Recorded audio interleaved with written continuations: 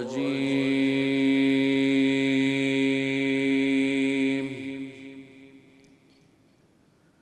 बिस्मिल्लाहिर्रहमानिर्रहीम। या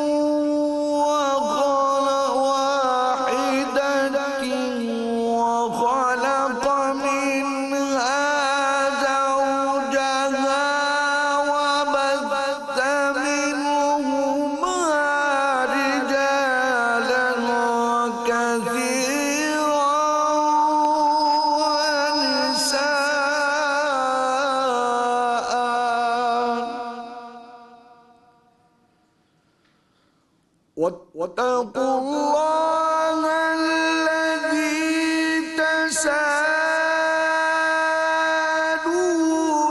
बिही वल अर्हाम इन्नल्लाहा काना अलैकुम रक़ीबा।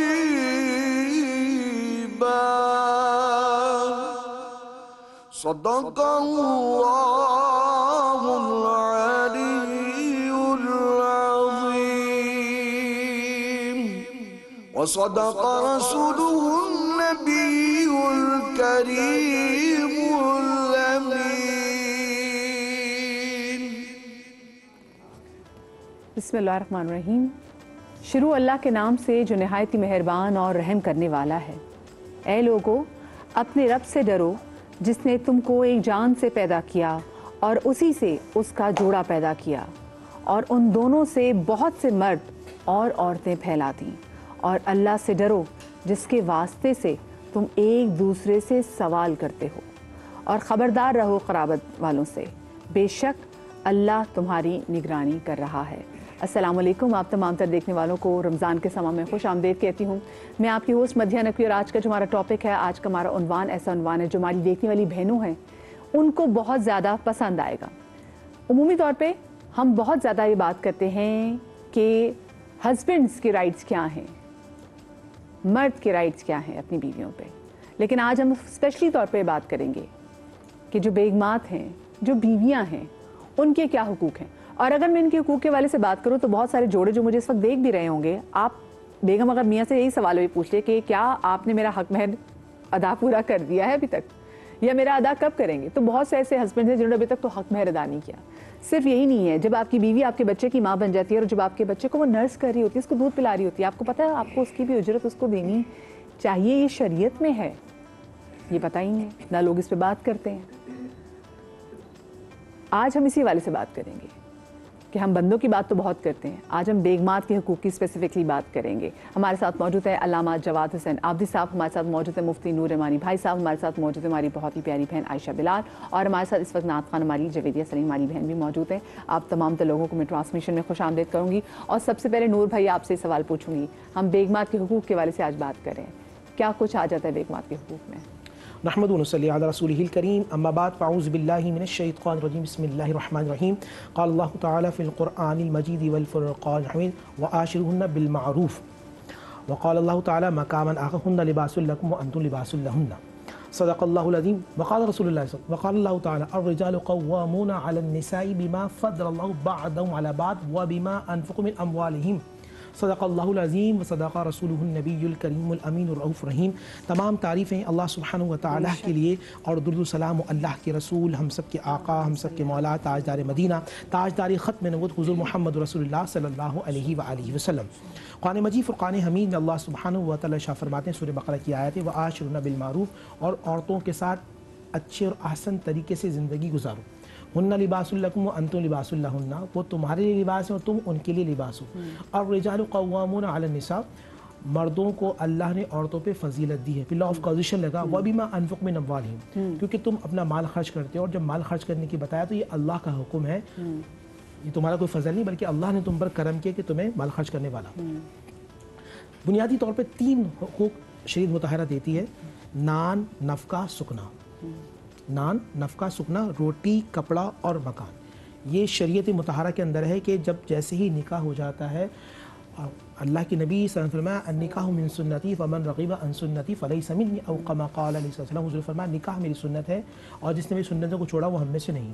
तो सबसे पहला बुनियादी हक अल्लाह ताला मर्द पर ये करता है कि आज से तुमने जिसको अल्लाह के नाम पे हलाल किया है, तुम इसके खाने के ज़िम्मेदार हो, तुम इसके कपड़े के ज़िम्मेदार हो, और तुम इसके रिहाइश के ज़िम्मेदार हो, और तुम्हें कितने अच्छे और आसान तरीके से अदा करना है। नबी अलैहिस्सलाम फरमाया कि औरत बाईं पसली से पैदा है, बाएं पसली जो है वो दिल के करीब होती है। तो अल्लाह के नबी सल्लल्लाहु अलैहि वसल्लम फरमाया कि तुम उसको इस तरह रखो कि वो दिल के करीब हो। नबी अलैहिस्सलाम का अंदाज़ अज़वाज से कैसा होता था? अम्मा आयशा सिद्दीक़ा तय्यबा ताहिरा रज़ियल्लाहु तआला अन्हा फरमाती हैं, अल्लाह के नबी सल्लल्लाहु अलैहि वसल्लम जब घर में दाखिल होते थे, अंदाज़ कैसा होता था? वो फरमाती हैं कि मैं पूरे घर दिन की थकावट मुझे होती थी, मगर दक्कल बा, मैं पूछती मन, आवाज़ आती थी मोहम्मद सल्लल्लाहु अलैहि वसल्लम। मोहम्मद इतना प्यारा होता था कि सुनते ही जहन फ्रेश हो जाता था। मगर जब चेहरा यानी पर्दा हटता था, रसूलुल्लाह सल्लल्लाहु अलैहि वसल्लम का चेहरा आता था, मुस्कुराते हुए चेहरा हुजूर घर में दाखिल करते थे। उस चेहरे को देख के आप फरमाती पूरे दिन की थकावट दूर हो जाया करती थी। सबसे बेहतरीन अंदाज, प्यार, मोहब्बत, शफ़क़त। बल्कि नबी अलैहिस्सलातु वस्सलाम घर में तशरीफ़ लाते हैं और आप पूछते हैं कि आयशा तुमने जो है वो कुछ खाना बनाया? तो मैं अभी तो नहीं बनाया। और मैं अच्छा एक काम करो, मैं आटा गूंद देता हूँ, तुम रोटियां बना लो। नबी अलैहिस्सलाम का ये अंदाज़ अम्मा आयशा रज़ियल्लाहु तआला के साथ होता था। आज मसला ये कि हम नबी अलैहिस्सलाम और अज़वाज मुत्तहरात का जो आपस में ताल्लुक़ था उससे दूर होते जा रहे हैं। यहाँ एक मर्दों के मैं भाइयों को एक मशवरा दूंगा, हुन्ना लिबासुल लकुम व अंतुम लिबासुल लहुन्ना। जो ख़राबियाँ आती हैं सबसे ज़्यादा, जो रिश्तों में दरारें आती हैं, जब मर्द औरत की बुराइयां अपने घर वालों से करता है और औरत मर्द की बुराइयां अपने घर वालों से करता है। कुरान ने एक छोटी सी बात, और ये तो बहुत अब कॉमन हो गया है, एक फोन आ गया है, सबको पता होता है। की जो बात है ना, अगर वो बेडरूम में रही कभी नफरत ही नहीं होगी। तीसरा आदमी, जो झगड़े जितने हमेशा होते हैं वो तीसरा आदमी की वजह से होता है। जब मर्द ये कहे कि आप मेरे घर वालों को इज्जत नहीं दे रही, औरत कहे कि आप घर वालों को इज्जत दे, आपस में दूसरे को इज्जत दे नहीं रहे। एहतराम और एतमाद का रिश्ता हो ना, वो रिश्ते जुड़ते हैं। अल्लाह के नबी सल्लल्लाहु अलैहि वसल्लम और उनकी अज़वाज के साथ जो रिश्ता है वो एहतराम और एतमाद का। अच्छा, हमारे जवाब पे ये हमारी कुछ बहनें बहुत ज़्यादा शिकायत भी करती हैं, और वो हमने देखा भी है कि बताते हैं कि जी जैसे जब शादी होती है तो सबसे पहले जो बात मियाँ की तरफ से की जाती है और उसको सिखाई भी जाती है कि तुम अभी से जाके उस पर अपना रोब जमा दो और उसको बताओ कि तुमने मेरी माँ की ऐसे बात मानी, तुमने मेरी बहन की ऐसे बात मानी है। ये तमाम तर बातें तो कर दी जाती है, लेकिन वो जो हक महर वाली बात, क्योंकि जैसे निकाह होता है तो उसमें हक महर, बहुत से ऐसे जोड़े हैं जिन्होंने हक महर ही अदा नहीं किया हुआ, तो ये भी कितना ज़रूरी है, ये भी बीवी के फ़राइज़ में कितना आ जाता है? बिस्मिल्लाहिर्रहमानिर्रहीम। एक हदीस नबी अकरम सल्लल्लाहु अलैहि वसल्लम की, आपने फरमाया खैरुर रिजाल मिन उम्मती अल्लज़ीना ला यततावलूना अला अहलिहिम व यहिन्नूना अलैहिम व ला युज़लिमूनहुम।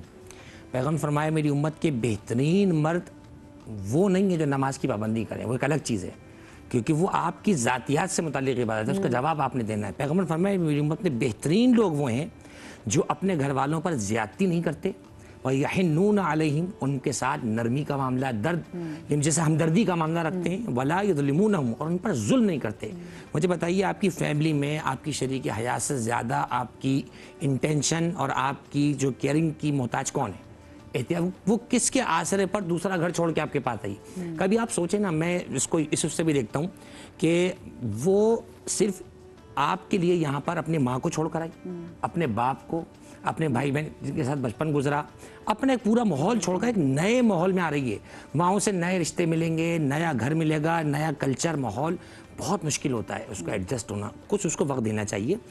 आपने पूछा हक महर के हवाले से, देखिए यहाँ तो जब पहले ही स्टेज पर आप हक तलफी कर जाएं, हक महर वाजिब है, वाजिब ऐसा वाजिब है कि नहीं दिया तो गोया आपने निकाह किया ही नहीं है, आप एक गुनाह की तरफ गए। निकाह के नाम पर नाउज़ुबिल्लाह कुछ और कर रहे हैं आप, रिवायात में सख्त अल्फाज हैं। चुनाचे हक महर हमारे एक फैशन बन गया है, एड डिमांड, इंदत तलब, अच्छा, लड़की को भी इतना नहीं पता, मुझे अच्छी तरह से पिछले बरस हम बात कर चुके हैं, खुद उसको नहीं पता कि मेरा हक, मैं अपने नफ्स को, अपनी जान को मेहर के एवज अल्लाह सुब्हानहू तआला के बताए हुए कानून के मुताबिक, जैसे निकाह कहा जाता है, हवाले कर रही हूँ, उससे पता ही नहीं।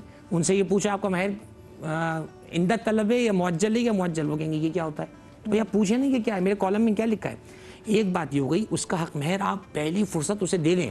बाज़ मुतदय्यिन अफराद को हमने सुना है कि वो रुखसती के बाद पहली शब ही अपने ज़ौजा की खिदमत में हाजिर कर देते हैं। अभी हाल ही में मैंने पढ़ा है 14,000 महर था, उसने कहा महर हम दे चुके हैं।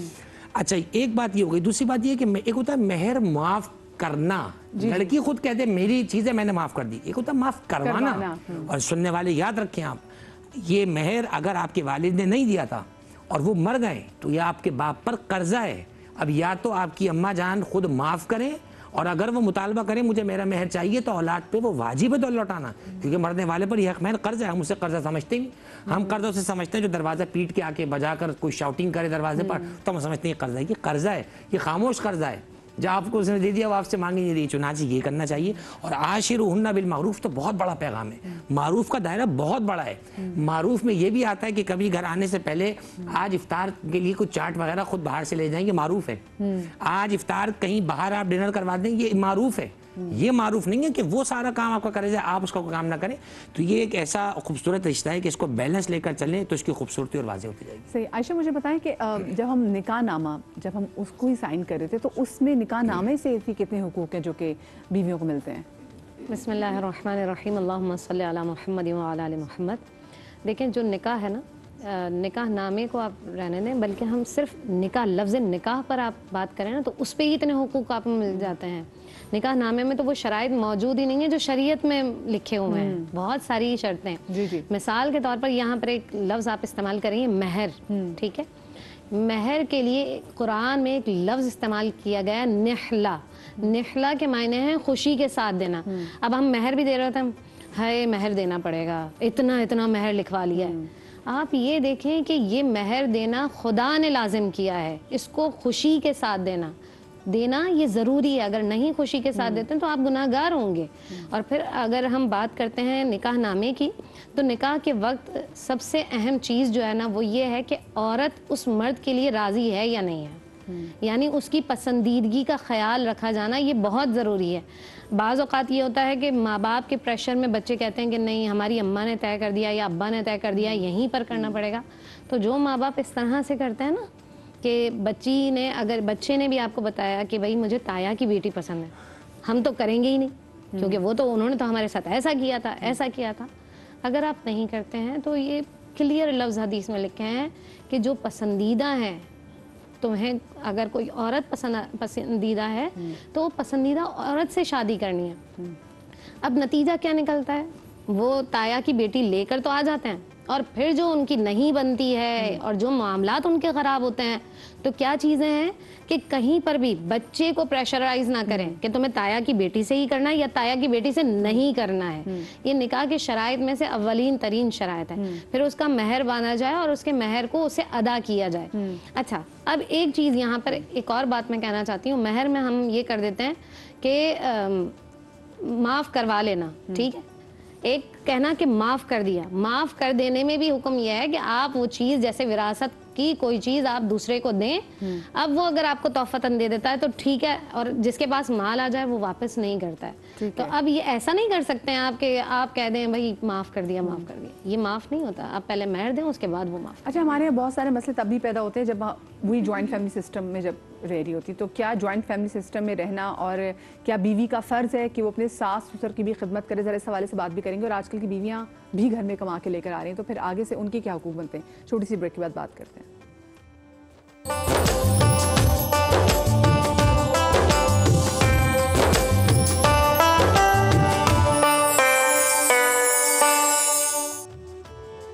सल्लल्लाहु अलैहि या रसूल अल्लाह वसल्लम अलैका या हबीब अल्लाह। पढ़िए सल्लल्लाहु अलैका या रसूल अल्लाह वसल्लम अलैका या हबीब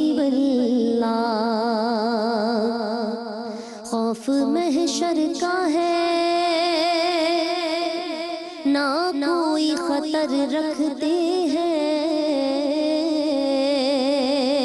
हम तो सरकार की रहमत पे नजर रखते हैं, हम तो सरकार की रहमत पे नजर रखते हैं। सल्लल्लाहु अलैहि या रसूल अल्लाह वसल्लम अलैका या हबीब अल्लाह। तुम में ताकत हो तो आके डुबो दो लहरों, तुम में ताकत हो तो आके डुबो दो लहरों। कमली वाले मेरी कश्ती पे नजर रखते हैं, कमली वाले मेरी कश्ती पे नजर रखते हैं। और छेड़ कर जिक्र नबी दिल को सुकून देते हैं, हम गुनहगार भी इतना तो असर रखते हैं, अरे हम गुनहगार भी इतना तो असर रखते हैं। सल्लल्लाहु अलैहि या रसूल अल्लाह वसल्लम अलैका या हबीब अल्लाह। माशाल्लाह, जज़ाकल्लाह, बहुत ही प्यारा, बहुत ही उम्दा। जवेरी हमारी बहन हमारे साथ मौजूद है और आज का जो हमारा टॉपिक है वो बीवियों के हकूक़ के हवाले से। आप लोग नीचे टेलीफोन नंबर की लाइन भी देख रहे होंगे, आप लोग हमें कॉल भी कर सकते हैं। नूर भाई, आपने नशियात के आगाज़ में बात की कि मर्द को फ़ौक़ियत इसलिए दी गई उसकी बीवी पे क्योंकि ही इज़ ए प्रोवाइडर, वो प्रोवाइड करता है। लेकिन आजकल के दौर में हम ये देख रहे हैं कि मर्द जो हैं वो घरों में बैठे हुए हैं और बेगमात जो हैं वो प्रोवाइडर का काम कर रही हैं, यानी कि वो कमा के लेकर आ रही हैं, वो बच्चों की फ़ीस भी भर रही हैं, वो घर का किराया भी भर रही हैं, वो घर में खाने की ग्रॉसरी सारी वो चीज़ें कर रही हैं, येट उनके पास वो हकूक़ हासिल नहीं है। जैसे अगर हम अगर बिल्कुल लोअर वाले तबके में भी आ जाए, जो हमारी डोमेस्टिक हेल्प है, उसमें भी हम ये देखते हैं कि जो बेगमात है वो कमा रही हैं और जो मियाँ है वो घर पर बैठे हुए हैं। तो ऐसी सिचुएशन में फिर क्या हुक्म है? बिस्मिल्लाहिर्रहमानिर्रहीम। देखिए, ये खिलाफ मिजाज है, शरा है और खिलाफ कुरान है। कुरान मजीद फ़ुरक़ान हमीद ने मर्दों को पाबंद किया, अर्रिजालु क़व्वामूना अलन्निसा, तुम्हें कव्वाम बनाया है, तुम्हें सरपरस्त बनाया। कुछ उलमा फ़जीलत का माना सरपरस्त करते हैं, कुछ उलमा इसका माना कव्वाम करते हैं। और कव्वाम में ये होता है उस सरपरस्ती में शेल्टर, यानी ये मर्द वो है जो औरत को शेल्टर देने वाला है। अब वो शख्स जो औरत की सरपरस्ती नहीं करता, शेल्टर नहीं देता, उस पर नानफ़ा खर्च नहीं करता, तो वो कुरान के अहकाम के ख़िलाफ़ जाता है और अल्लाह उसके रसूल की नाराज़गी का सबब बनता। उन घरों में रहमत इसलिए नहीं होती, बरकत इसलिए नहीं होती कि उन्होंने अल्लाह उसके रसूल के अहकामात को छोड़ दिया है। तो ऐसे वो मर्द हज़रात के जो औरतों को इस तरह तकलीफ़ में मुब्तला करते हैं, वो अल्लाह उसके रसूल के ख़िलाफ़ वर्जी करते हैं। और ये क्या फ़ौक़ियत के हामिल ये मर्द वो है? नहीं है, इस तरह कुरान मजीद उन्होंने अपना जो औहदा था वो खुद तोड़ दिया। लिर्रिजालि नसीबुम मिम्मा इक्तसबू वलिन्निसाइ नसीबुम मिम्मा इक्तसबन। एक आयत और मैं पढ़ दूँ, ग़ालिबन आयत नंबर 32 या 33 है सूरह निसा की, कि मर्द जो कमाते हैं मर्दों के लिए हिस्सा, वलिन्निसाइ नसीबुम मिम्मा इक्तसबन, और जो औरतें कमाती हैं वो, और हत्ता की शरीयत ने यहाँ तक कहा है कि अगर कोई औरत अपनी खुशी के साथ अर्निंग कर रही है, माल तिजारत कर रही है, अम्मा खुतैजा रज़ियल्लाहु ताला अन्हा की तरीक़े पे चलते हुए, तो मर्द उससे पैसे मांग नहीं सकता, मर्द उससे पैसे ले नहीं सकता, बल्कि उसका अपना हक है। हाँ, मर्द का हुक्म ये दिया कि तुम इसके नान नफ़के सुकने का हर एक के जिम्मेदार बनोगे। कि अगर वो बहुत स्ट्रॉन्ग औरत भी है जी, तो ये बंदे की नहीं मांग नहीं सकता, अगर मांगेगा तो खिलाफ शरा है। बीवी अपनी तरफ से अता कर दे तो ये मोहब्बत है, खुलूस है, यानी हर तरीके से आप ये आप डिमांड नहीं कर सकते। देखिए, पूरे कुरान के लिए सूरह रिजाल नहीं है, मगर कुरान में सूरह निसा है। कुरान मजीद फ़ुरक़ान हमीद में हर तरीके से अल्लाह ने औरत को यानी कि हिफाजत कर रखा है, मुहाफ़िज़त रखी है। और अल्लाह के नबी ने जो आखिरी खुतबा दिया, आपने फरमाया, ए अल्लाह के बंदो, जो तुम्हारे घर में अल्लाह की बांधी उनके हुकूक से हवाए डरना। हुजूर ने फरमाया खैरुकुम खैरुकुम खैरुकुम लिआली, तुम में से बेहतरीन वो है जो अपने घर वालों के लिए बेहतर है, मैं मोहम्मद अपने घर वालों के लिए बेहतर है। यानी कि बेहतरीन ये रखा कि अगर घर वाली राज़ी, बहन अगर आपसे आपकी वाइफ राज़ी है तो अल्लाह के नबी सल्लल्लाहु अलैहि वसल्लम हदीस के मुताबिक आप अल्लाह उसके रसूल के नज़दीक बेहतरीन है। खुतबे में भी रसूल पाक ने बेगमात के हुकूक को मलूज़ खातिर रखा और उस पर बात भी की। मुझे जवाब भी बताइएगा, बहुत सारी जगहों पे हम ये देखते हैं कि जो मियाँ हैं वो बाहर कमाने के लिए गए होते हैं और जो बेगमात होती हैं वो घर वालों के साथ होती हैं। और बहुत सारी हमने इतने शोज़ किए हैं, उसमें बेगमात ही कहती हैं कि हमारा मियाँ जो भी कमाता है हमें उसमें से कुछ नहीं दिया जाता। और बहुत सारी जगहों पे ऐसा भी होता है कि अगर माँ बाप की उम्र में ही मियाँ की डेथ हो जाए तो उस बीवी को उस मियाँ की जायदाद और जितना उसने जोड़ा होता है उससे भी दूर कर देते हैं। बिस्मिल्लाहिर्रहमानिर्रहीम। देखिए, एक फरमान है पैगम्बर अकरम का, आपने फरमाया मन इत्तखज़ा ज़ौजतन फल यकरिमहा। जब तुम किसी खातून को अपने निकाह में लेकर घर आओ, फरमाया फल यकरिमहा, तो तुम्हें चाहिए उसका इकराम करो। देखिए, इज़्ज़त, इकराम, रिस्पेक्ट, डिग्निटी, ये जो चीज़ है ना, ये एक आम आदमी के लिए भी एग्जिस्ट करती है। यानी आपको हक नहीं है कि सड़क पर चलते हुए किसी को आप धक्का दे दें, जलील करें, उस पर शाउटिंग करें। आम इंसानों के लिए, जिसको आप निकाह की सूरत में घर ला रहे हैं, उसका तो इकराम बदरजा औला होना चाहिए। ठीक है, एक बात तो ये हो गई। इसी तरीके से एक मकाम पर अल्लाह के रसूल ने फरमाया औसानी जिब्राईल अलैहिस्सलाम बिलमरअते। हुजूर फरमाते हैं मुझे जिब्रील अलैहिस्सलाम ने औरतों के बारे में इतनी बार बार बातें कहीं आकर, इतनी बार बार उनके हवाले से, उनकी तहफ़्फ़ुज़ के हवाले से बातें बताई, हत्ता ज़नन तो अन्नहु ला यंबगी तलाक़ुहा इल्ला मिन फ़ाहिशतिन मुबय्यना। हुजूर फरमाते हैं मुझे तो ऐसा लगने लगा औरत को तलाक़ दे ही नहीं सकते किसी सूरत में, सिवाय इसके कि औरत किसी खुली बुराई में मुब्तला हो जाए। यानी इतने ज़्यादा औरत के हवाले से हुकूक हज़रत जिब्रील अलैहिस्सलाम ने हुजूर को आके अल्लाह की तरफ से इरशाद फरमाए कि औरत का ये हक़ है, औरत का ये हक़ है, औरत का ये हक़ है। देखिए, कव्वामून जो मुफ्ती साहब ने बात की ना, बहुत बड़ा लफ्ज़ है। मर्द इस पर तो बड़ा इतराते हैं कि हम कव्वामून हैं। आगे आयत ने जाकर बता दिया बिमा अनफ़क़ू मिन अम्वालिहिम, जब तक खर्च कर रहे हैं, जब तक आपको ये हक़ है। जब आप खर्च ही नहीं कर रहे, आपने बिल्कुल ही यानी सब पे खर्च करना है, हम इससे इनकार नहीं करें, आपने दीगर रिश्तेदारों पर, अपने भाई बहनों पर, तो आपकी जिम्मेदारी है, आप उसको लेकर आए वहाँ से। इसी तरीके से आपने सवाल किया बहुत कड़वा सच माशरे का, और कहें तो कलेजा मुँह को आए, ना कहें तो आंखों में चुभन हो। आज होता ये है कि जैसे ही खुदा न खास्ता किसी घर में बेटा मरा, वो तो ऐसे हो गई जैसे इसको ला ही नहीं थे। अब वो जो चांद जैसी लगती थी, अब वो आपको जहर लग रही है, मसलन मिसाल के तौर पे। या जनाब वो अब आपको माल खाने वाली लग रही है, तूने हमें दिया क्या, तू हमारे बेटे को खा गई। अल्फाज सुने अपने कानों से मैंने, तू मनहूस है। जब आप लाई थी नाउज़ुबिल्लाह, ये हम किसका कल्चर ले रहे हैं? ये हमारा कल्चर तो नहीं है। मौत और ज़िंदगी अल्लाह सुब्हानहू तआला के हाथ में है या नहीं है? अच्छा, अगर बहू मर जाती तो आपका बेटा मनहूस है आप कहेंगे? ये क्या बातें? चुनाचे उसके हक में से जो उसका हक बनता है उसको दें। यहाँ अगर उसकी छोटी बेटी बेटा है तो उसको क्या क्या निकाल दिया कि तुम्हारी यहाँ कोई जगह नहीं है, अपने घर जाओ। बहुत बड़ा अलमिया है जहाँ शरीयत अपने तौर पे इसके हकूक़ बयान करती है। इदारों को चाहिए इन्फोर्स करवाएं और इन कवानीन को लागू करें, वरना इस तरह घर पामाल हो रहे हैं। आने वाली नस्ल को हम क्या पैगाम देंगे? यहाँ पर बहुत स्ट्रॉन्ग बात आपने की। हमारे साथ कॉलर मौजूद है जी, सादिया लाहौर से। अस्सलाम वालेकुम। वालेकुम सलाम जी सादिया, क्या पूछना चाहेंगी मेरी बहन? जी, मेरी ना भाभी है तो वो बड़ा तंग वगैरह करती है, तो मेरे भाई ने ना मेरी भाभी को 2 तलाकें दे दी हैं। अच्छा। तो 2 तलाकें दे दी हैं, तो जब तीसरी तलाक देने लगता है तो वो तीसरी तलाक होती नहीं है। यानी कि 2-3 दफ़ा ऐसा हो चुका है कि मेरे भाई ने 2 तलाकें दे दी हैं, तीसरी तलाक नहीं होती। तो वो काला ऐसा कोई काला इल्म वगैरह, कोई जादू वगैरह कर देती है, तो इसके लिए आप मुझे कुछ बता दें। इनसे पूछें, हर बार 2 तलाक देते हैं? हर बार 2 तलाक देते हैं? अब वो हर बार 2-2 तलाकें देते हैं? जी, हो गई सारी तलाक। मैं अच्छा, आप सादिया मेरी बहन, मैं सारे वैसे उलमा से ये आप कह रही हैं कि आपकी भाभी अपना घर बचाने के लिए काला जादू कर रही है कि उनका भाई उनको तलाक नहीं दे सकता?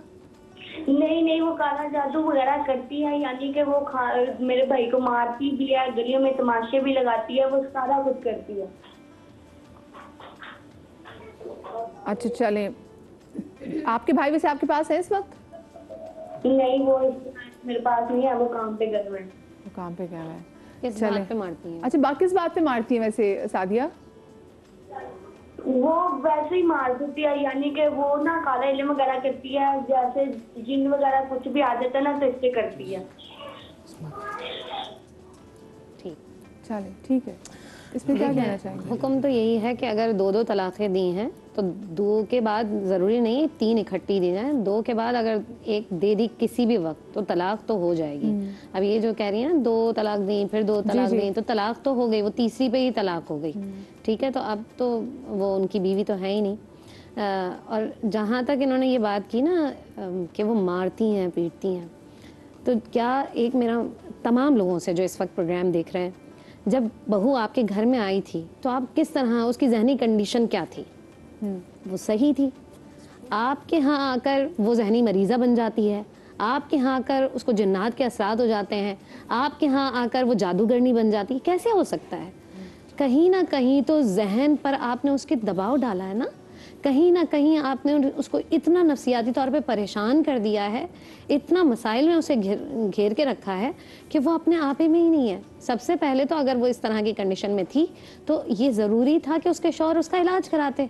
ठीक है, हम इस तरह की कंडीशन को देखते हैं तो हम कहते हैं वो फलां बाबे के पास चले जाएं, वहाँ पे वो जन्नात उतारेंगे, और फिर अपनी भड़ास निकालने के लिए क्या करते हैं कि हम पिटवाते भी हैं पीरों से ख़वातीन को। ऐसा होता है हमारे माशरे में, उसी माशरे में रह रहे हैं, कहीं और नहीं, हमारी आंखें बंद नहीं हैं, हम देखते हैं ऐसे केसेस। अच्छा, लेकिन मुझे एक बात आपने बताया कि यहाँ पे इनके भाई की डिवोर्स का मसला ऐसा लग रहा है इनके पूरे कलेक्टिव घर का मसला, जैसे वो उनकी नंद कॉल करके कह रही हैं। तो एक शरीयत के उसूल याद रखिए बहनें, खुश रहे, बात अच्छी बात है। अत्तलाकु मर्रतान फ़इम्साकुम बिमारूफिन औ तस्रीम बिइहसान, ये कुरान के अल्फाज हैं। अत्तलाकु मर्रतान, जब तुमने 2 तलाक़ें दी थी तो चाहो रखो या छोड़ दो। जब इब्तदाई 2 तलाक़ें दी, फ़इन तल्लक़हा फ़ला ताहिलहु मिन बादी हत्ता तनकिहा ज़ौजन गैरा, और जब तुमने 3 तलाक़ें दे दी अब औरत तुम्हारे लिए हलाल नहीं है। सही है। अहनाफ के नज़दीक ये कि एक साथ 3 तलाक़ें दे सकते हैं, लेकिन ये बेहतर नहीं है, ये ahsan नहीं है, ये हसन नहीं है। अहले हदीस या अहले तशय्युअ नज़रिए के एक तहुर में देंगे, लेकिन बात ये हो रही कि 2 तलाक, अब 2 तलाक़ें बार बार बार बार दे दिया है तो सबके नज़दीक हो जाएगी। अब ये देखिए सबसे बड़ा अलमिया क्या है बहन, आपके तवज्जो से एक मैसेज देना चाहूँगा, खुदा का वास्ता पहले तलाक की नौबत ना आए, लेकिन अगर ये ऐसा मामला है तो उलमा के पास जाएँ, उनसे मशवरा तलब करें कि हमारी, हो सकता है मर्द की कोताही हो, औरत की ना हो, वो बात नहीं समझ रहा हो सकता है औरत की कोताही हो तो मर्द कोई आलिम जो है कोई ना कोई से बीच का रास्ता बता देगा और घर बचाने की बात करेंगे। सही। अच्छा, एक और सवाल मैं आप तीनों उलमा से पूछना चाहती हूँ। मुझे ये बताइए कि हमारे यहाँ जब लड़के के लिए रिश्ता तलाश किया जा रहा था तो उसमें भी देखा जाता है कि अच्छा जी लड़की हो, वो आते साथ ही घर गृहस्थी संभाले और सास ससुर की खिदमत करे। वो कहते हैं हम ऐसी लड़की चाहते हैं, जैसे बहुत सारे लड़कों को देखते हैं कि वो कहते हैं हमारी माँ बीमार है तो जो बीवी आए वो मेरी माँ की खिदमत करे। फ़र्ज़ है बीवी पे शौहर के माँ बाप की खिदमत करना? हज़रत अली का वाक़या मैं आपको बताऊं, जनाब अली का निकाह होने वाला है। ठीक है, फ़ातिमा बिनते असद से जो गुफ्तगू चल रही है ना, वो क्या है पता है? अम्मा एक काम करते हैं, बाहर से जितना भी सामान है वो मैं लेकर आऊँगा और फ़ातिमा के साथ आप काम में हाथ बटा दीजिएगा। ये एक तरीक़ा कार बताया गया है। हमारे यहाँ बिल्कुल निज़ाम उल्टा है। वो जो आप बहू को लेकर आ रहे हैं ना, वो बहू जो है वो प्लस धोबन है, प्लस वो घर की मासी है, प्लस वो बावर्चन है, मतलब सारे काम आपने उनके, और वो घर में देवरों का भी ख्याल रखना है, उसने नंदों का भी ध्यान रखना है। शरीयत मुताहरा ने उसे मुक़य्यद नहीं किया है। शौहर की जिम्मेदारी है बीवी और बीवी की जिम्मेदारी है शौहर। हाँ, अखलाक़ी तौर पर अगर वो अपने सास ससुर की खिदमत करती है तो इस पर बहुत अजर है, सवाब मिलेगा उसे। और अगर वो ज़ाहिर है कि वो अपने शौहर से मुताल्लिक़ है, अगर उनकी खिदमत करती है तो अजर है। नहीं करते हैं तो आप उसको वो नहीं कर सकते हैं कि नहीं तुम्हें खिदमत करनी है। शरीयत मुताहरा ने इसका कोई हुक्म नहीं दिया है। इसमें देखिए पहली बात तो ये है कि मुझे तो बहुत सुन के अजीब लगा कि वो जनाब वो मुझे बहन को तंग करता है तो भाई ने जो है उस पर करवा दिया कुछ तलाक। अच्छा, इसमें अक्सर केसेस में ना जालसाजी भी मालूम होती है। मतलब आसान बहाना यही है कि कोई जादू वादू का केस बता दो उसके ऊपर, इल्ला ये कि हकीकत में हो, उससे भी इनकार नहीं है। पहली बात तो ये थी कि ऐसी कंडीशन में आया इनके घर से सारे बड़े मिट गए, सब उठ गए, कोई बड़ा कोई क्यों नहीं बोल रहा है। वो बच्ची जो है वो अपना मसला डिस्कस कर रही है, बहन ने जो चीज़ महसूस की। सबसे पहले लोग इसमें ख़ानदानी लोग बैठे, बड़े बूढ़े बैठे हैं, तजर्बे वाले लोग बैठे हैं, इस मसले को पूरी तौर पर हल करें। और दूसरी बात ये कि इस तरह से तलाक जैसे वो करवा रही तो जाहिर सी बात है हमारे यहाँ तो इस तरह से जो है ना औरत भी जो है 9 शर्तें 11 शर्तें पूरी नहीं हो रही वहाँ पर, और पूछना तो वैसे ही वो जुनून की कैफियत में या उस पर जनाब वो कह रही हैं करवाए हुआ है। तो हमारे लिहाज से तो बहरहाल तलाक वाक़ नहीं होगी, लेकिन जो उसूल उमूमी तौर पे बात यहाँ निकल कर आई वो ये निकल कर आई कि ऐसी सूरत में आप काउंसलिंग तो करवाएं, एटलीस्ट पता तो चले प्रॉब्लम है क्या। आपने एक शोर उठा दिया जादू और जनाब वो तलाक हो गई और सारे काम जादू कर रहे हैं, तो मैं नहीं समझता आज के जादूगर इतने फास्ट हुए हैं, इंसान काफ़ी है सब कुछ करने के लिए। और अब तो रमज़ान का महीना है, शैतान तो बंद है, तो ये सब शैतानी कौन कर रहा है मुल्क में आपको नज़र आ रहा है आज कल कहीं होता हुआ। पहली बात तो ये। दूसरी बात ये है कि देखिए ज़ौजा के हवाले से आपने पूछा, बिल्कुल सही फरमाया बहन ने हमारी कि उस पर वाजिब सिर्फ शौहर की जिम्मेदारी है, हत्ता सिर्फ शौहर की नहीं, वो जो उससे औलाद अल्लाह सुब्हानहू व तआला देगा उसको भी अगर वो जो है वो रिज़ात कराती है तो उसकी भी उजरत फ़ुक़हा ने लिखा है कि शौहर से ले सकती है। बताइए औलाद उन दोनों की है, लेकिन उसकी भी उजरत उससे लेगी, क्योंकि इसका कायदा याद रखिएगा। उसकी वजह यह कि हकीकत में बीवी बच्चे को पालना किसका काम था, शौहर का। तो ये जो उसकी खिदमत कर रही है इस तरह रिज़ात के हवाले से, तो ये भी चुनाचे देखें। अब इस तरह से अगर हम चलेंगे ना कि औरत सिर्फ कहेगी मैं सिर्फ शौहर का ख्याल रखूंगी, शौहर सिर्फ कहेगा मैं सिर्फ तेरा खाना पीना और तेरा ओढ़ना बिछौना, तो घर बहुत रूड हो जाएगा वहां पर। तो कुछ चीजों में मुरव्वत औरत करे, कुछ चीजों में मर्द करे, मिल बांट के चलें तो इंशाल्लाह काम सिर्फ एक नहीं कि एक पार्टी पे, दोनों पार्टीज पे है कि दोनों पार्टीज को अपना घर बनाने के लिए उतनी एफर्ट करनी चाहिए। आप तमाम तरमदीन का बहुत ज़्यादा शुक्रिया। और सामने बताते चलूँ कि जी स्टिचिंग कॉटन की तरफ से आप तमाम तो लोगों के साथ गिफ्ट हैम्पर जाएगा, आपकी ईदी जाएगी, और साथ में रूह अफ़ज़ा की जानिब से जो कि मशरूब मशरक़ है इसकी तरफ से भी आपके साथ गिफ्ट हैम्पर जाएगा। मुझे जनाब छोटी सी यहाँ पे ब्रेक लेनी है, ब्रेक से जब यहाँ पर वापस आएंगे इफ्तार का समा होगा, कहीं मत जाइएगा।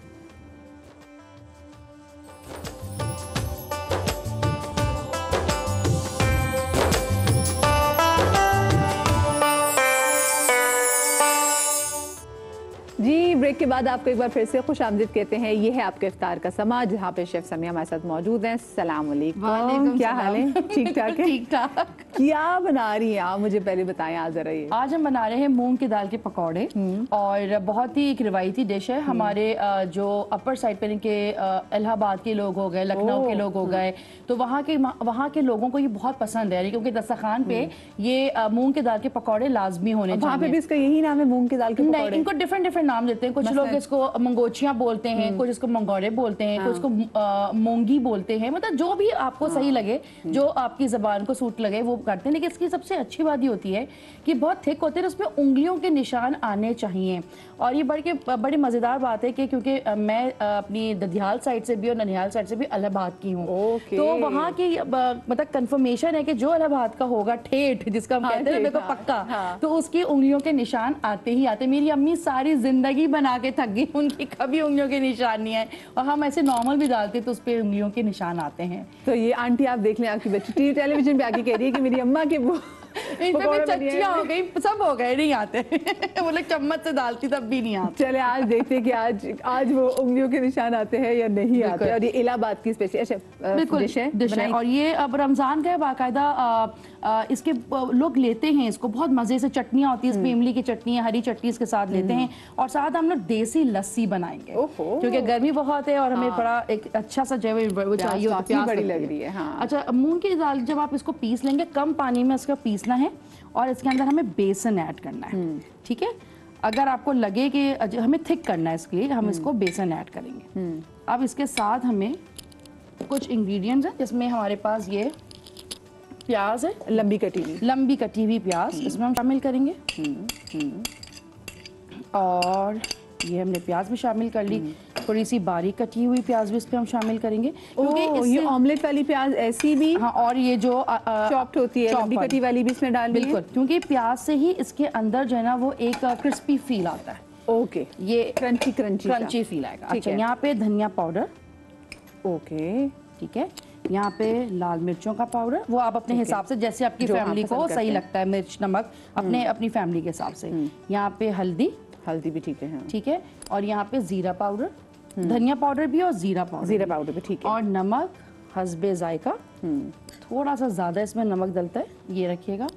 जीरा ये हम लेंगे, और हरी मिर्चें, ये साबुत हरी मिर्च कटी हुई, हाँ, ठीक है, ये हरी मिर्चें और हरा धनिया,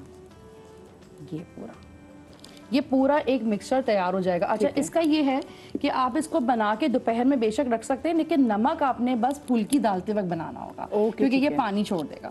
अब हम इसे मिक्स कर लेंगे, ये मिक्स करेंगे यहाँ पे अच्छे से। इसको मिक्स करने के बाद, ताकि थोड़ा ये थिक हो जाए, इसको मिक्स कर लें। खुला बर्तन ले लेते हैं। हाँ, मैं भी यही सोच रही थी कि बर्तन का इसमें खुलाना थोड़ा ज़रूरी है। ज़रूरी है। हाँ, ये देखिए, ये आप खुला बर्तन लें और इसको आप हाथ से आराम से मिक्स करें या आप इसको मशीन में भी डाल के हल्का सा मिक्स कर लें, लेकिन प्याज आपने ऊपर से जो सामान जो है ना वो आपने बेशक उसको ऊपर से ही शामिल करना है, क्योंकि इसके अंदर जो प्याज का जो फ्लेवर है ना वो क्रंच आएगा। हरा धनिया का फ्लेवर बड़ा क्रंच आएगा। आप चाहें तो साबुत धनिया की जगह, क्योंकि इसमें मैंने साबुत धनिया भी साबुत जीरा भी यूज़ किया और पाउडर भी यूज़ किया। ठीक है, ठीक है, ये आपने मिक्स कर लिया। इसमें कोई गुठली का सीन नहीं होता कि गुठली आए। ठीक है, यहाँ पे हमने तेल गरम करना है और आज हम ले रहे हैं तल्लो। ये तल्लो का तेल यहाँ से लेंगे, रोज़ की तरह जी, रोज़ की तरह। ये हमने तल्लो का तेल लिया, इसको हमें गरम करना है। गरम हो गया, बड़ा इजी हैंडी है क्योंकि बड़ा अच्छा हो गया है। आप आराम से उसमें शामिल करेंगे, किसी के पास बर्तन है नहीं है आप शामिल कर सकते हैं। अच्छा, यहाँ पे अब मुझे लगा तेल तैयार होना चाहिए। तेल बिल्कुल गरम हो चुका है। मुझे लगा हाथ डाल के नहीं मैंने कहा शेफ ऐसे एक्सपर्ट होते हैं, हाथ डाल के हाँ गर्म हो गया थे। नहीं। अच्छा, ये देखिए यहाँ पे आपने इस तरह उंगलियों में बिल्कुल इसको फ्लैट करना है। हाँ। और बस इसे गरम गरम तेल में डाल दिया। ये आपने इस तरह। अच्छा, बहुत से लोग जो हैं वो इसको उसमें भी बनाते हैं, सरसों के तेल में भी बनाते हैं। असल जो मैं आपको बड़े मजे की बात बताऊं, फ्राई सरसों के तेल में ही होता है। ये तो हम लोग अब क्योंकि बड़ा लाइट भी होता है हेल्दी में, लेकिन आप सरसों के तेल में भी इसको फ्राई कर सकते हैं। बाजार में तो सरसों के तेल में ही इसको फ्राई किया जाता है। ओह, ये बड़े जबरदस्त प्याज। चलिए, आज हमने आपको पाकिस्तान में बैठे हुए हमने आपको इलाहाबाद की एक मज़ेदार सी जो डिश बता दी है, जिससे मुझे बड़ा शौक होता है कि मैं जो बहुत सारे दूसरे एरियाज की जो चीज़ें हैं, जो उनकी ट्रेडिशनल चीज़ें हैं रमज़ान की, वो क्या आप होती हैं? बिल्कुल खानी चाहिए और सीखनी भी चाहिए, क्योंकि ये आपके एक तो दस्तरखान में एक वैरायटी भी लाते हैं, फिर आप आम रिवायती खानों से थोड़ा हटके जो है वो चीज़ें बनाते भी हैं, तो घर वालों को भी बड़ा अच्छा लगता है। उनको ये लगता है कि यूनिक कुछ मेहनत हो रही है किचन में। अदरवाइज तो जो है वो हम अपनी रिवायती खाने ही बना रहे होते हैं। ये पूरी कढ़ाई मैंने भर के इसमें शामिल कर दी है। बाकी फिर हम लोग जब ये एक इफ्तार से पहले हम एक और शिफ्ट लगा लेंगे एक शिफ्ट लगा लेंगे ये। और बल्कि मुझे लगता है कि शिफ्टें लगती ही हैं। हाँ, ये शिफ्ट लगना बहुत जरूरी है। अच्छा भाई, वो पड़ा हुआ साथ में। हाँ, मैं जो टिश्यू चाहिए। अच्छा, टिश्यू चाहिए। अच्छा, सॉरी। सही। अब हम लोग ठंडाई जो है वो लस्सी बना लेते हैं। बहुत साइड पे आ जाती है उसको पलटने के लिए। अभी देख सकते हैं, ये देखें, मैं आपको एक चीज दिखाऊं इसमें, जो आप कहती ना जो उंगलियों के निशान, जो हम लोग बड़ा इसको फन उसमें ले लेते हैं। आंटी आप भी देखिए, ये देखिए, ये आप देखिए मेरी अभी फिंगर टिप, ये जो उंगलियों के इंप्रेशंस हैं, ये बाकर दबते हैं। नहीं तो अगर उंगलियों के अगर एक्सप्रेशन ना है समझे तो कबूलियत नहीं होगी खाने की। कुछ नहीं, ऐसा नहीं है, लेकिन बस ये कहते हैं क्योंकि ये लोग हमारा जो शो है ना वो मुल्क से बाहर भी देखा जाता है, तो हर तरह के लोग होते हैं और इस बात को बात करते हैं लोग, इस टॉपिक पे बात करते हैं। अदरवाइज तो आप ऐसे ही बनाएं चम्मच डाल के, जो भी आपको सही लगे, लेकिन एक जो उनसियत होती है, जो ताल्लुक होता है उस बात से, तो वो ताल्लुक बड़ा खूबसूरत होता है। बड़े बुजुर्ग कहते हैं। अब हम लस्सी और हम इस दौर में भी अगर चीजों को याद रखें तो बड़ा लेगेसी है। हाँ, बात तो बिल्कुल सही है। अच्छा भाई, ये है देसी लस्सी हमारी पंजाब की।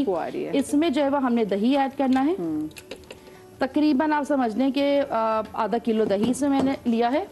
और यहाँ पे हम लेंगे ऑलपर्स मिल्क, क्योंकि ऑलपर्स जो है वो रिच इन टेस्ट है, क्रीमी इन टेस्ट है, और ये पूरे घर वालों के लिए सबसे अच्छा जो है ना वो एक एक ड्रॉप जो है ना इसका बड़ा एक जायकेदार और फायदेमंद। ये हम इसमें ऑलपर्स का दूध इस्तेमाल करेंगे। साथ यहाँ पे क्योंकि हम इसमें लस्सी इस तरह की बना रहे हैं तो इसमें हम थोड़ा सा नमक ऐड करेंगे। मीठी लस्सी नहीं है। ओके। इसमें भुना जीरा। ओके। और इसमें थोड़ी सी काली मिर्च। काली मिर्च वाली लस्सी? हाँ, हल्की सी। ठीक है, और इसको फिर हम इसको मिक्स करते हैं। ये आप इसको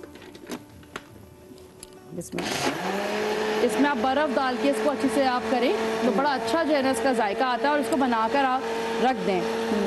अच्छा, हर घर की ना मुझे लगता है कि जो लस्सी बनती है उसका टेस्ट भी ज़रा डिफरेंट होता है। जैसे जब मैंने लस्सी बनाना शुरू की तो मुझे इलायची बहुत पसंद है, मेरी चाय में इलायची डलती है, तो मैं अपनी लस्सी के अंदर भी ना इलायची ज़रूर कुटी भी डालती हूँ। वो इतनी ठंडक सी इसमें आ जाती है। खुशबू सुनिए कितनी अच्छी आ रही है। ये भी मुझे लगता है तैयार हो गए। मैं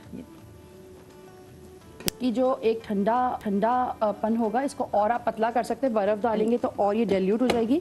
और ऊपर से आपने इसको पुदीने के साथ गार्निश करना है। क्या बात है, बस ये आपकी जो है ना वो एक नमकीन लस्सी आप उसे कह लें और बर्फ़ के साथ आप उसको सर्व करें इफ्तार के वक्त खासतौर पे बहुत अच्छा इसका जो है वो जायका आता है।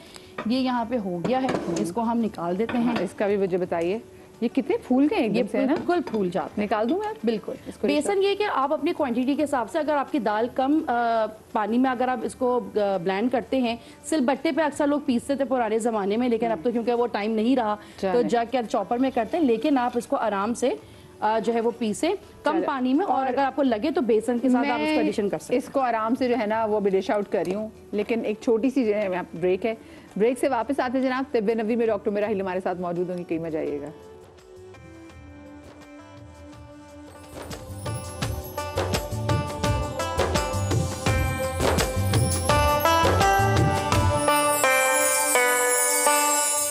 जी बिस्मिल्लाहिर्रहमानिर्रहीम। ब्रेक के बाद आपको एक बार फिर से खुश आमदीद कहते हैं। डॉक्टर मेराहिल हमारे साथ मौजूद हैं तिब्बे नबी के सेगमेंट में। अस्सलाम वालेकुम। वालेकुम सलाम, क्या हाल है? बिल्कुल ठीक, आप ठीक ठाक हैं? अल्हम्दुलिल्लाह। उम्मे आज हम तिब्बे नबी में क्या करने जा रहे हैं? आज हम बात कर रहे हैं लौकी की और कद्दू की। आपको पता है कि कद्दू जिसे कहते हैं, दोनों एक ही फैमिली के हैं, लेकिन कद्दू खास हम नाम लेंगे कि कद्दू जो है नबी पाक सल्लल्लाहु अलैहि वसल्लम को बहुत ज़्यादा मरगूब था, और जितनी अहादीस मिलती हैं उसमें कि वो चुन चुन के जो है उसका जो मजमुआ उसका कहना चाहिए था, उसका जो ना कद्दू को जो है चुन चुन के खाया करते थे। मतलब सालन एक दफ़ा उनकी दावत की गई, और जब वो दावत में गए तो उनको जौ की रोटी, कद्दू का सूप और जो है ना भुना हुआ गोश्त पेश किया गया।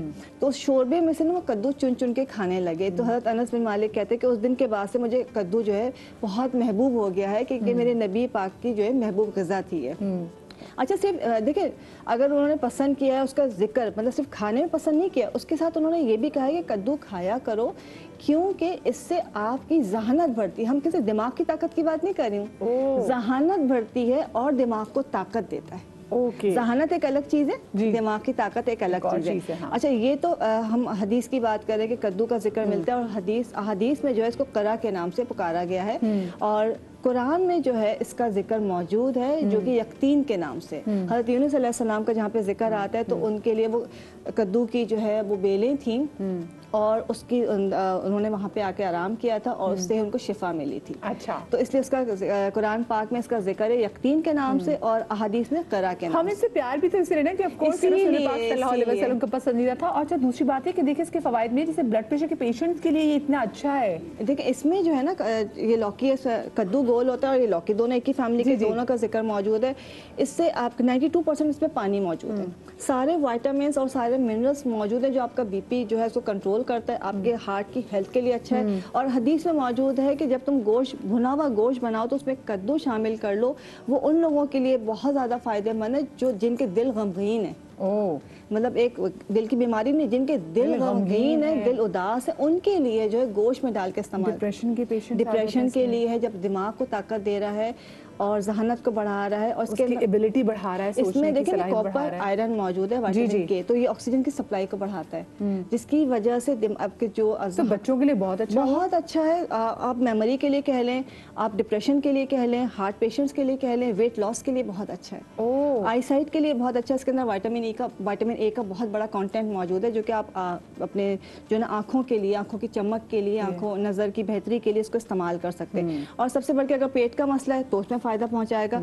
सबसे बढ़ के ये जो है गर्मी के दिनों में आपकी खुश्की को दूर करता है, अंदर की भी और जिस्मानी खुश्की को भी दूर करता है, ब्यूटी के लिए भी। अच्छा, आज जो हम बना रहे हैं इससे के फ़ायदे बेताशा हैं, और जब नबी पाक ने कह दिया कि दिमाग को ताकत देता है और जहानत को बढ़ाता है, और दिमाग के लिए बेहतरीन जो है सब्जी है, तो आज जो हम चीज़ बना रहे हैं, हम बना रहे हैं अपने जो बेख्वाबी का जो एक तेल बना रहे हैं। अच्छा, तेल भी बना रहे हैं, इंसोम्निया जिसको कहते हैं, जिसे कहते हैं, बड़ा मसला होता है। हाँ। अच्छा, बेख्वाबी का मतलब ये नहीं कि सिर्फ नींद ही नहीं आती, नींद आती है, लेकिन नींद पुरसुकून नहीं होती है, आपकी नींद फ्रेश नहीं होती, आपके दिमाग में खुश्की रहती है, आपको चीज़ें याद नहीं रहती, उन सब के लिए। अच्छा, इसमें हमने सबसे पहले लौकी का जूस लिया है। लौकी का जूस निकालने के बाद, अच्छा मैं पहले वो बता रही हूँ आपको कि इसका एक ड्रॉपर बनता है, मतलब ड्रॉप्स बनते हैं, और एक तेल बनता है, दोनों साथ साथ जल्दी जल्दी बता देती है। लौकी का जूस लिया है, इसके अंदर हमने 1 चमचा रोगन काहू डाला है। ठीक है, ये आराम से मिल जाता है। इसकी चीज़ें भी वही हैं जो कि लौकी के अंदर मौजूद होती हैं, और इसमें हम ज़रा सा डालेंगे बरगे रेहान के पत्ते। ठीक है। अच्छा, इसको आपने एक जोश देना है, जोश देके ये रख लेना है। एक तो चीज़ आपकी ये हो गई, दूसरा हमने अपना तेल लिया है रोगन काहू, और आपने सफ़ेद तिल का तेल भी ले सकते हैं जी। इसमें आपने लौकी का जूस डाला है, ठीक है। तकरीबन 1 पाव के करीब आपने अगर तेल लिया है तो आधा गिलास जूस डालेंगे, और इसके अंदर आप सफ़ेद तेल डालेंगे 1 चमचा, और इसके अंदर बरगे रेहान डालेंगे, और इसको आप पकाएंगे इतनी देर कि लौकी का जो जूस है वो जल जाएगा। ये आपका तेल तैयार हो गया। जिनको नींद नहीं आती वो ये तेल लगाएंगे, सर में दर्द होता है वो तेल लगाएंगे, डिप्रेशन होता है गर्दन के पीछे ये तेल लगाएंगे, कान के पीछे लगाएंगे, और रात को सोने से पहले लाजमी जो हमने ड्रॉप्स बनाया, जो टॉनिक सा बनाया है, इसको ड्रॉपर में डाल के नाक में अंदर जरूर डालना है। नेजल ड्रॉप्स है यस, बिल्कुल, इसको आपने नाक में डालना है, तो ये आपकी दिमाग की खुश्की को दूर करेगा, लोग अक्सर कहते हैं ना। बिल्कुल, पूरा पैसेज क्लियर कर दे, दिमाग की खुश्की दूर होगी, आपकी बेख्वाबी दूर होगी, आपका डिप्रेशन दूर होगा, और सबसे बढ़ के आपकी सहनत भी बढ़ेगी इससे। और ये जो तेल है इसकी एक खास बात और है, अभी हम सिर्फ दिमाग की बात कर रहे हैं, लेकिन ये बालों को सफ़ेद होने से भी रोकता है। क्या बात है। अच्छा, ये जो नेजल ड्रॉप्स हैं बच्चों को भी दे सकते हैं? बिल्कुल जा सकते हैं, बिल्कुल। इसको बना के साउंड स्लीप भी लें। इसको जो है ना आपने पहले मलमल के कपड़े से छान लेना है, मलमल के कपड़े से छानने के बाद इसको ड्रॉपर में भर लीजिए और नाक में एक कतरा डाल लीजिए, तो बिल्कुल ये जो उनको एलर्जीज रहती हैं और बहुत सारे इशूज़ हैं, वो बच्चों की नाक भी खुल जाएगी, और दिमाग का अगर जो खुश्की या बेख्वाबी बेआरामी है वो भी उनको सही हो जाएगी इंशाल्लाह। इंशाल्लाह। तो बड़ी ज़बरदस्त आपने बात बताई। मैं एक छोटी सी ब्रेक लेने के लिए जा रही हूँ। डॉक्टर मेराहिल, आपका बहुत शुक्रिया। ब्रेक के बाद हमारा सेगमेंट होगा बनो समा की आवाज़, कहीं मत जाइएगा।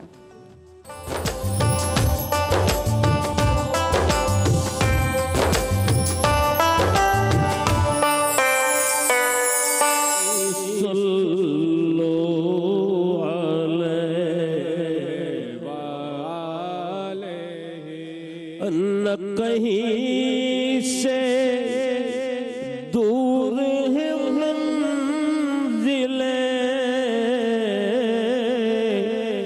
ना कोई करीब की बात है, न कहीं से दूर है मंजिले,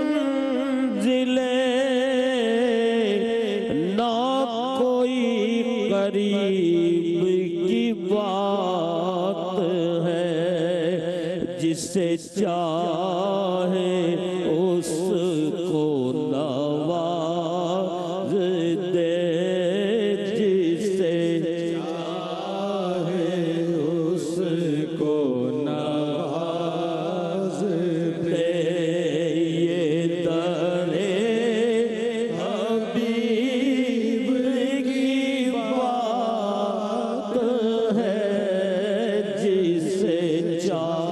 चाहे उसको नवाज दे, ये दरे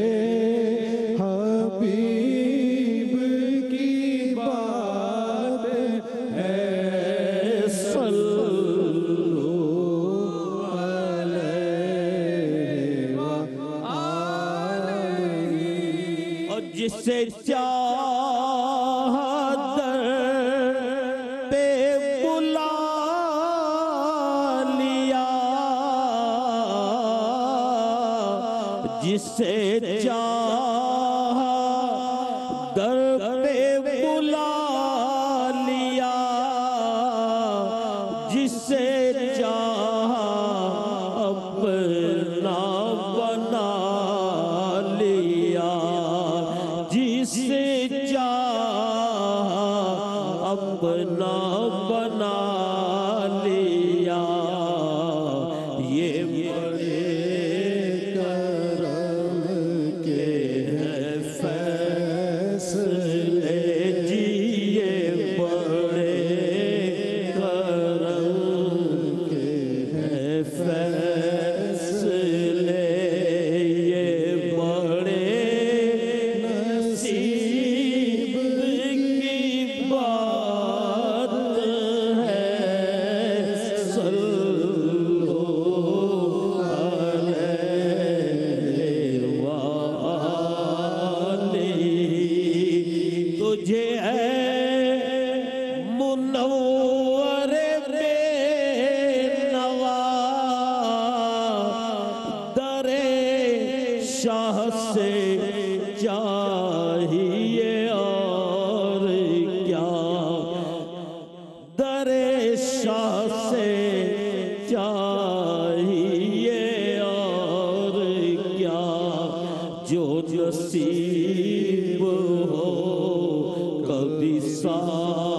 सामना तो बड़े नसीब की बात है। सल्लो अलैहि वाली, सल्लो अलैहि वाली।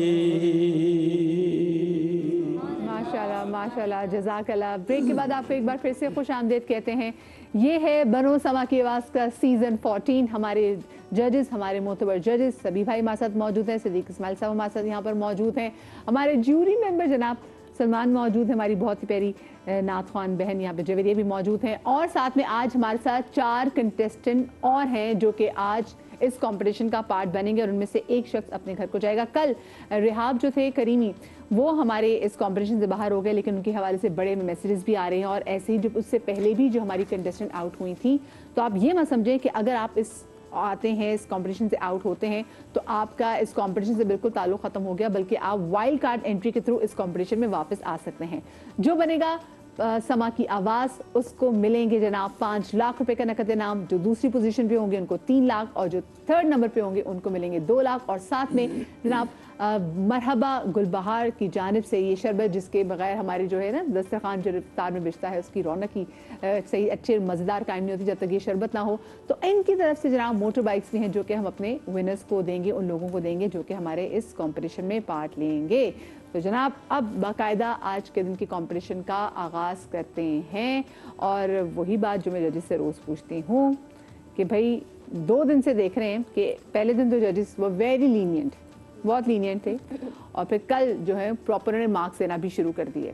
सो एक चीज़ जो आप बेस्ट ऑफ लग या कुछ भी कहना चाहें कंटेस्टेंट को।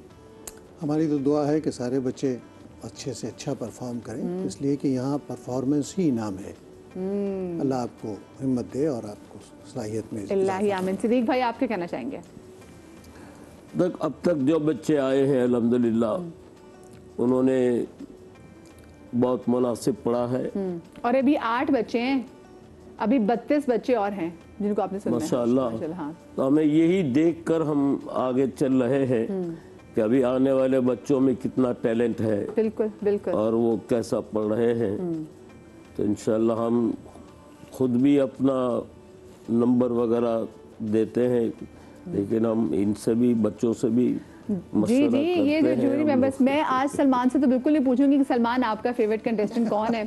2 दिन से सलमान ने जिनको अपना फेवरेट कंटेस्टेंट बोला और जिनसे हमें पहले डरा के रखा हुआ था, वो दोनों उस दिन somehow, of course I know pressure होता है, हाँ प्रेशर होता है, और बहुत अच्छे अच्छे पढ़ने वाले बच्चे भी, इसलिए हमें मालूम है कि एक स्टेज का प्रेशर है, तो ये वाइल्ड कार्ड एंट्री के चांसेस उनके पास मौजूद हैं। तो आज जनाब बिस्मिल्लाह करें और जनाब शुरुआत करते हैं। जो हमारे आज के पहले कंटेस्टेंट हैं, इनका नाम है अदनान अहमद, और अदनान का ताल्लुक है कराची से। इन पे आपको पैकेज दिखाती हूँ। बनो समा की आवाज के आज के नातिया मुकाबले में हमारे साथ शामिल होने आ रहे हैं नन्हे मुन्ने अदनान अहमद, जिनका ताल्लुक कराची से है। यूं तो अदनान स्कूल के तालिब इल्म है, लेकिन नात ख्वानी का भी बेहद शौक रखते हैं। ऑडिशंस राउंड में इन्होंने अपनी आवाज से हमारे ज्यूरी मेंबर्स को बेहद मुतासिर किया। आज की इनकी परफॉर्मेंस कैसी रहेगी, आइए सुनते हैं अदनान की आवाज। इनकी आईडी है 09। जी तो अदनान अहमद हमारे साथ मौजूद है कराची स्टूडियोज में। अदनान बिस्मिल्लाह। काश हो चेहरा मेरी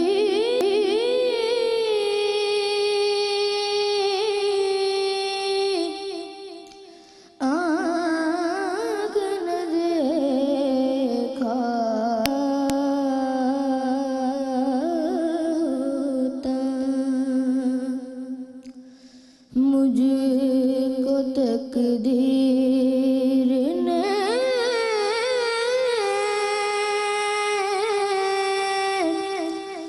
उस दौर में लिखा होता। हर सियारा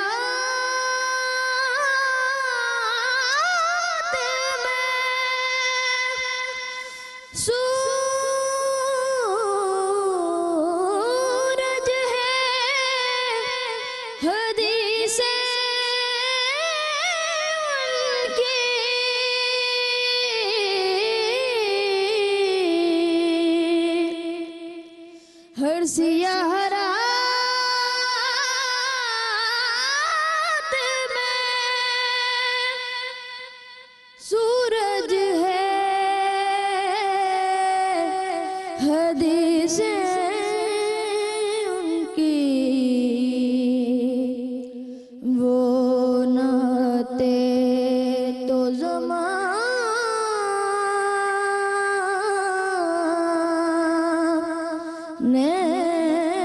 में अंधेरा होता वो नाते तो ज़माने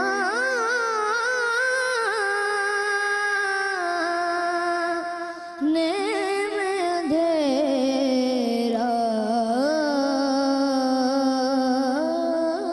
होता। माशाल्लाह माशाल्लाह जी। अदनान अहमद, सभी भाई माशाल्लाह बहुत बासलाहियत, बहुत पुरएतमाद। लेकिन अदनान का रोज़ा है ना, माशाल्लाह रोज़ा तो होना ही चाहिए। तो बहुत खूबसूरत पढ़ा बेटा आपने, बड़ा जी खुश किया और बहुत सहूलत से बहुत सारी जगहों को अदा किया, क्योंकि जगहों को अदा करने पर इत्मीनान से गुज़रना, पूरे कॉन्फिडेंस के साथ गुज़रना बहुत अहम होता है परफॉर्मेंस के लिए। लेकिन एक जगह लफ्ज़ को भर सकते थे आप, टूट गया बीच में से। जी जी, मैं भी वही नोट कर कोई बात नहीं। और कहीं ज़ाहिर एक जगह रुक भी गए आप, वो भी ज़ाहिर है किसी के साथ भी किसी वक्त हो सकता है। जी जी। लेकिन बहुत खुश किया आपने, जज़ाकल्लाह। अच्छा, और आपको मालूम है कि आपने वो कौन सा वर्ड है, थोड़ा क्योंकि मैं इसको नोट करना चाहती हूँ। ज़माने। ज़माने, हाँ ज़मा, और फिर उसके बाद नहीं, हाँ तो सांस उसमें गैप आ गया। कितने नंबर देंगे जी आप अदनान को? मेरा ख्याल है अदनान के नंबर इस वक्त मैं रोकूंगा। नहीं सर, सभी भाई रोकने वाला कोई सीन नहीं, अभी आपको नंबर शेयर करने होंगे। हाँ आप चल नंबर आपसे बाद में पूछती हूँ, मैं पहले सिद्दीक भाई से पूछी परफॉर्मेंस वाले से, पर नंबर अभी पूछूंगी। जी सिद्दीक भाई। देखें, इनका पढ़ने का अंदाज तो बाकायदा नात खानों वाला है, सुर में भी है, लेकिन इनको कहीं कहीं ये ख्याल रखना चाहिए कि शेर का मफहूम इसको बहुत उसमें ले जाकर फिर वो समझ में ना आए, तो शेर को मुकम्मल करने के लिए एक ही रेंज में आपको रहना पड़ेगा। बहुत अच्छी बात। ठीक है ना, वो मजमून टूट जाता है फिर। तो इसलिए बस थोड़ी सी आपको मेहनत की ज़रूरत है, बाकी तो सभी भाई ने जो कह दिया है। और सिद्दीक भाई नंबर और मैं ये जवेरिया से भी बेटा करो ख्याल है जो मम्मी में जवाब दिया कड़ो पड़ी इतरो सारो पड़े तो इतनी सी नंढी सी एज में माशाल्लाह जिनके नार नीज रिवीज खाली माशाल्लाह माशाल्लाह। मैं ये कह रही हूँ कि बहुत छोटी सी उम्र में ये इतना प्यारा पढ़ रहा है कि मैं सिर्फ इसको देख ही रही थी कि ये कैसे पढ़ रहा है।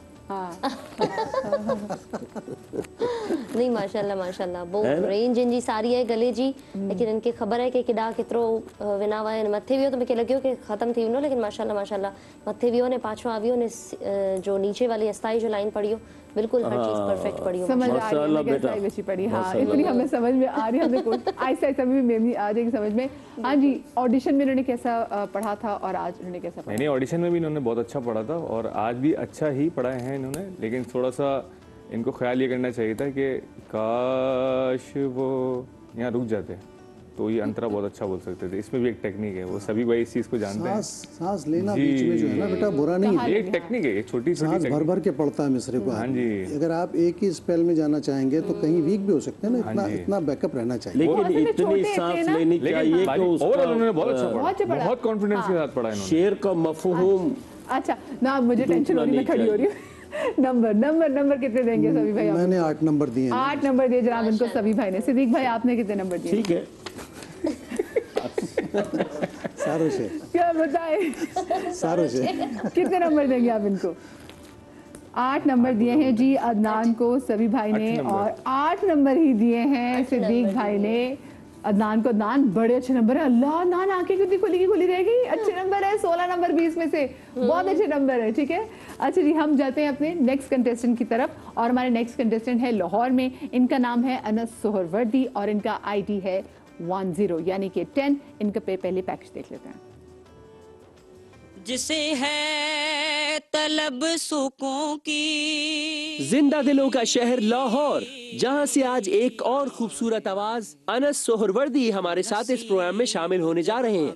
अनस बेशतर मुकाबलों में अपनी आवाज का जादू जगा चुके हैं, लेकिन आज पहली बार समा टीवी के प्लेटफॉर्म पर आए हैं। दरे मुस्तफा की अजमत,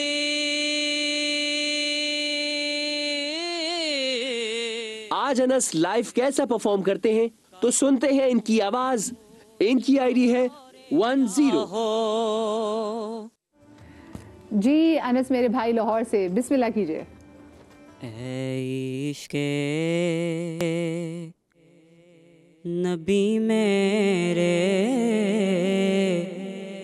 दिल में भी समा जाना,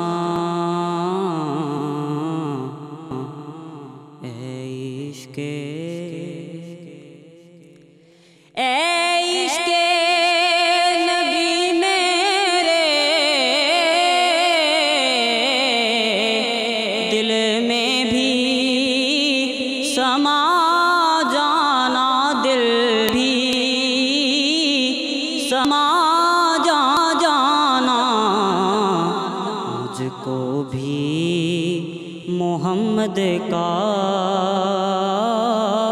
दीवाना बना जाना, मुझको भी मोहम्मद का दीवाना बना जाना। जो रंग के जामी पर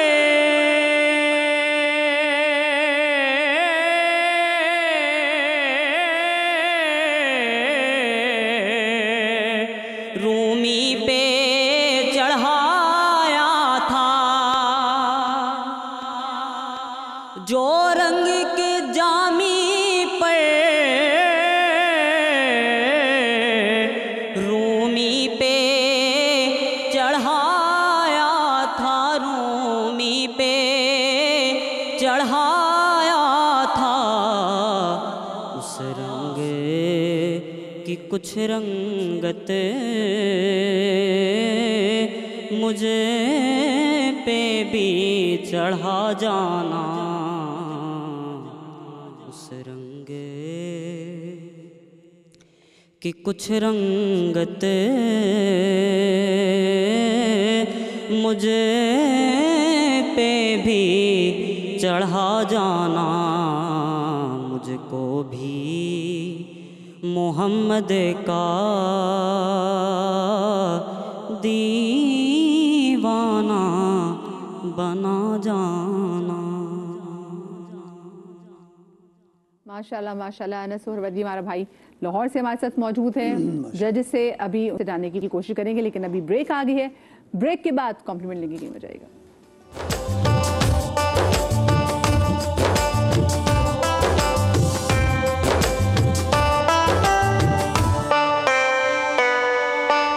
welcome back after the break. आप देख रहे हैं बनो समा की आवाज़। हमारे आज के दूसरे कंटेस्टेंट जिनका नाम था अनस सोहरवर्दी, लाहौर से उनका ताल्लुक है, उन्होंने ब्रेक पर जाने से पहले नात पढ़ी और अब ज़रा मैं उनकी परफॉर्मेंस के वाले से रिमार्क्स ले लूँ अपने जजेस से। सभी भाई कैसा पढ़ा उन्होंने? अनस ने ज़ाहिर फसीउद्दीन सोहरवर्दी साहब के कलाम का इंतखाब किया। जब कोई कलाम किसी पहले पढ़े हुए सना खां की आवाज़ में बहुत मारूफ होता है तो उसका एक तासुर भी मारूफ होता है और वो रज बस गया होता है हमारे अंदर। तो या तो आप उसके बराबर अदा करें या उससे बेहतर कुछ करके उसमें अपने तौर पर अपने फन से दिखाएं, तब जाके तवज्जो, या फिर अपना ही कोई स्टाइल आप उसमें कर लेना। तो अनस ने कोशिश अच्छी की, लेकिन अनस ने जब अंतरा लिया, अंतरे के बाद दोबारा अस्थाई की तरफ आया तो बहुत स्लो हो गया, इस कदर स्लो हो गया कि वो सारी जो धुन का एक तासुर होता है वो भी डल हो गया। ऐसा पता नहीं क्यों है, लेकिन बहरहाल मैंने अनस को 6 नंबर दिए। ठीक है, सभी भाई ने अनस को 6 नंबर दिए हैं। सिद्दीक भाई आपको कैसी लगी अनस की परफॉर्मेंस? मेरा ये कहना है कि इन्होंने अल्लामा रियाजुद्दीन साहब की नात गालिबन जिसे फसीउद्दीन ने पढ़ा उसको निभाने की इन्होंने कोशिश तो बहुत अच्छी की है। अगर मुकम्मल होते तो वो फिर हम इधर बैठे होते, लेकिन बहुत अच्छी कोशिश की है। आवाज़ में भी सुर है और कानों को अच्छा भी लगा है। मैं इनको आधा नंबर ज़्यादा देता हूँ, 6.5 नंबर देता हूँ। 6.5 नंबर जी आपको सिद्दीक भाई ने भी दिए हैं। अच्छा, ये आपसे वैसे सलमान, आपसे डिस्कशन होती है कि जब ये अपने कलाम चुन रहे होते हैं? कुछ बच्चे हमें बता देते हैं और कुछ से हमारा वो नहीं होता, क्या कहते हैं, कम्युनिकेशन का थोड़ा सा इशू होता है, क्योंकि ये दूर दूर शहरों में रहते, तो गाँव में रहते हैं। तो हम फ़ोन करते भी हैं तो किसी को कॉल मिलती है, किसी को नहीं मिलती। खैर इससे मेरी बात नहीं हुई थी। बहरहाल ये कि जो इनका अंदाज़ है कि वो उसी अंदाज़ को ही पढ़ेंगे। अगर हम इनको बोलेंगे इस कंपटीशन के लिए आप दूसरा अंदाज लाओ तो वो ला नहीं सकते। इसी बेस पे वो सिलेक्ट हुए, क्योंकि अगर गलती नहीं कर रहे तो अच्छा पढ़ लें, अगर गलती कर रहे हैं तो मार्क्स कटेंगे। यही चीज़ है बस। आपको कैसा लगा उनका वैसे? ओवरऑल इनका पढ़ना अच्छा था, लेकिन मैं चाहूँगी छोटी सी इनके लिए ये सजेशन है कि इस कंपटीशन में रहने के लिए थोड़ा सा इनको मज़ीद करना पड़ेगा, क्योंकि ये खुद भी सुन रहे होंगे कि कितने पक्के पढ़ने वाले और कितना अच्छा पढ़ने वाले जो है वो लोग आ रहे हैं। तो उनके मुकाबले में पढ़ने के लिए इनको जो है वो थोड़ी सी और मेहनत करनी पड़ेगी। सही। चले जी, अगर आप चाहते हैं कि अनस बने समा की आवाज़, तो आप इनका आईडी है 10 यानी कि 10, उसको उस पर वोट कर सकते हैं आप। हमारे जो आज की तीसरे कंटेस्टेंट हैं जनाब, इनका ताल्लुक है, उनका नाम है हाफिज़ा फ़ातिमा। और इससे पहले कि हमारी बहन हमें नात सुनाए, मैं उनके वाले से आपको ये पैकेज दिखाती हूँ। फैसलाबाद शहर से ताल्लुक रखने वाली हमारी अगली कंटेस्टेंट हाफिज़ा फ़ातिमा। हाफिज़ा फ़ातिमा की खूबसूरत और दिल को छू जाने वाली आवाज हर एक के दिल को मुतासिर करती है।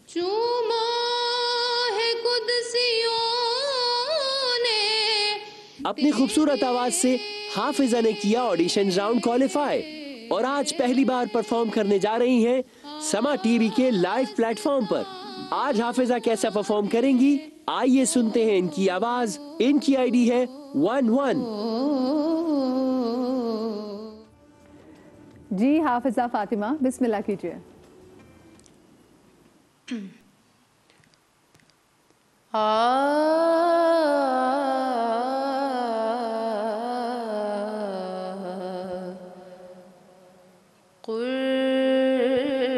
कुर्बान मैं उनकी बख्शिश के,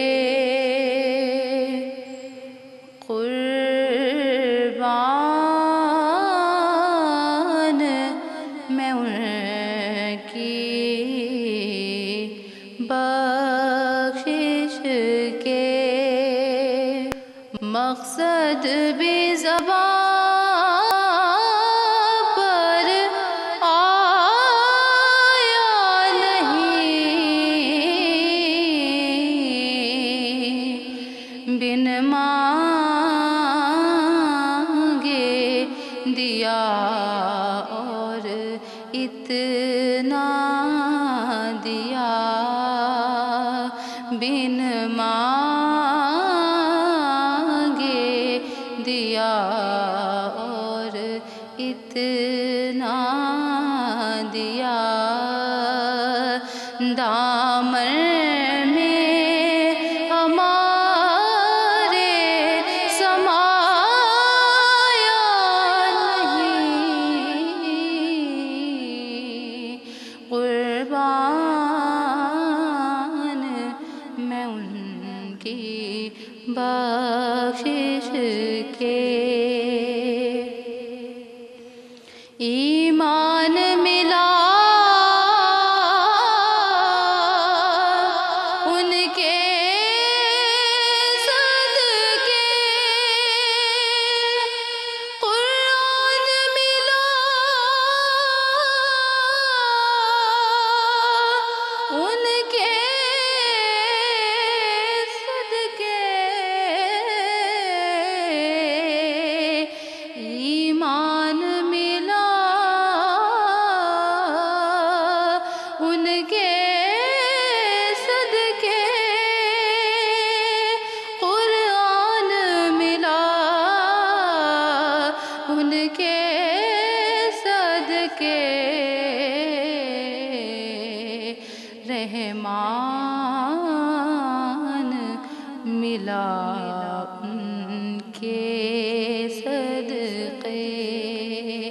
रहमान मिला उनके सदके। वो क्या है जो हमने पाया नहीं,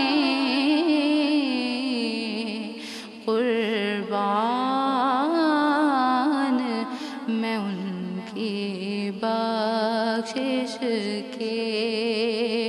मकसद भी ज़बान पर आया नहीं, बिन मांगे दिया और इतना दिया। दामन में हमारे समाया नहीं, कुर्बान मैं उनके मीठी आवाज़ उनकी।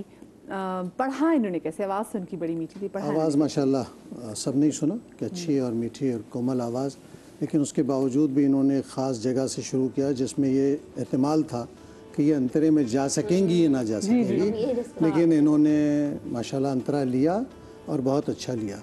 लेकिन दो तीन बातें मुकाबले से हटकर भी आपको समझानी ज़रूरी हैं। एक तो आपने काफ कहा, बात के दोनों मिसरों में अच्छा किया, उसकी इस्लाह कर ली, लेकिन शुरू में काफ़ी आया था।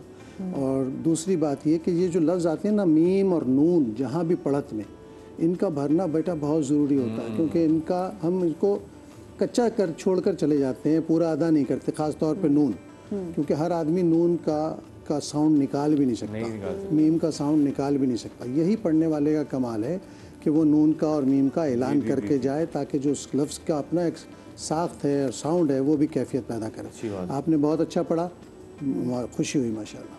सही। सिद्दीक भाई कैसे पढ़ा और कितने नंबर आपने दिए? लिख ले मैं पूछती हूँ। नंबर से पहले मेरे पास अल्फाज नहीं है। इस बच्ची ने इस कलाम को पढ़ना बहुत मुश्किल है, अस्थाई तो है, लेकिन अंतरा इन्होंने जिस तरह से निभाया है, इस खूबसूरती के साथ, ये कमाल है। हाफिज होने की बरकत है या फातिमा तो ज़हरा का नाम की बरकत है। वाह वाह। तो बहुत अच्छा इसने पढ़ा है मेरे हिसाब से। कितने नंबर देंगे फिर? अब तो नंबर की एक्सपेक्टेशंस बढ़ गई ना सिद्दीक भाई। अब मैं इनको 9 नंबर दूंगा। 9 नंबर, क्या बात है। हाफिजा फातिमा आपको दिए जनाब सिद्दीक भाई ने 9 नंबर्स, और सभी भाई आपने कितने नंबर दिए? मैंने 7 नंबर दिए। ठीक है, सभी भाई ने आपको दिए हैं 7 नंबर्स। तो बहुत बहुत आपको मुबारक, आपके बड़े अच्छे नंबर हैं जी हाफिजा फातिमा। और वैसे आपकी खुद अपनी तैयारी कैसी थी और आपको क्या लगता है आपने कैसा पढ़ा था? मैं शुरू से ज़रा नर्वस हो गई थी, लेकिन वो मुझे आइडिया नहीं था कि अभी इसी के फ़ौरन बाद मैंने स्टार्ट करना है। ऑल ओवर मुझे लगता है कि बस ठीक रहा, आपने जो कह दिया। आपको लगा कि बस आप शुरू में आप नर्वसनेस का शिकार थी? हाँ जी, वरना उसके बावजूद आपने बहुत अच्छा पढ़ा हाफिजा फातिमा। नहीं आप मुझे बताएं वैसे आप करती क्या हैं? आप पढ़ रही हैं, जॉब करती हैं, क्या करती हैं?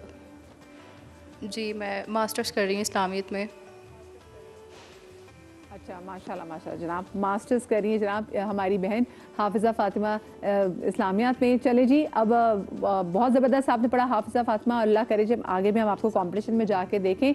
तो जो लोग जिनको पसंद का स्टाइल हाफिजा फातिमा की नात पढ़ने का, इनका ID है जनाब 11, इनको ज़रूर वोट कीजिएगा। इन्होंने ऑडिशन में कैसा पढ़ा था? ऑडिशन बहुत अच्छा पढ़ा था इन्होंने, जब ही तो इनको सिलेक्ट किया था। और आज मैं आपको यही कह रहा था, आज ज़्यादा अच्छा पढ़ा है, ऑडिशन में अच्छा पढ़ा था? असल में मुझे थोड़ा सा ये लगा कि जो इन्होंने शुरू में अलाप लिया ना, वो अलाप बिल्कुल आउट था, और नाद जो इन्होंने शुरू की वो बिल्कुल अलग थी। आपके कहने का मकसद है अलाप वो लें जो आपको समझ में आ रहा है। हाँ। सुन के अलाप ना लें, उसकी प्रैक्टिस में रहेगा। हाँ, जी आपने लेना है। था। अब वो बच्चे करते हैं सुर के लिए करते हैं कि हमारे सुर याद रहे, सुर फिर भी ऊपर ले लिया था इन्होंने अलाप लेने के बावजूद। चलो मुझे ब्रेक लेनी है, ब्रेक के बाद वापस आते कहीं मजा आएगी।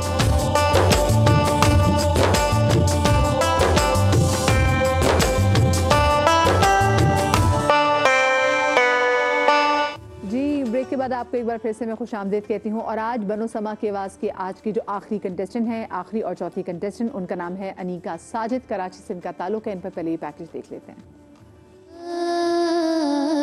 कराची शहर से ताल्लुक रखने वाली एक और खूबसूरत आवाज अनीका साजिद। अनीका को यूं तो ऑडिशन राउंड में थोड़ी मुश्किल दरपेश थी, लेकिन इन्होंने अपने हौसले से और अपनी हिम्मत से इस राउंड में अपनी जगह बनाई। तेरी महफिल में चला। आज अनीका अपनी पहली लाइव परफॉर्मेंस देने आ रही हैं।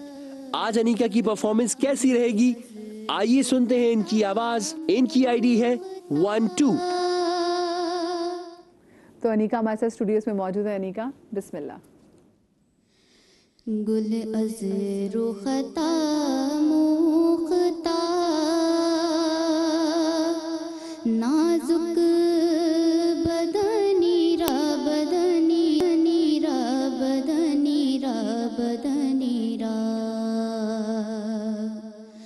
बुलबुल से तो आमुख्ता शीरी सुहानीरा सुहानीरा सुहानीरा सुहानीरा हर कस के लबे लाल तोरा दीदा बदल गुफ्त